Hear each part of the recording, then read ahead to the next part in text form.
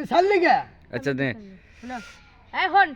সারা হ্যাঁ কথাবার্তা না হইন না তোমার ফোন আয় রে শুনো সারাদিন কাম কইরা মনে করো তো টাকা পাও তুমি এলা মাইসের কামলা কামলা দাও টাকা হ্যালো পাও হ্যাঁ এ হালা হট এত করে বসকে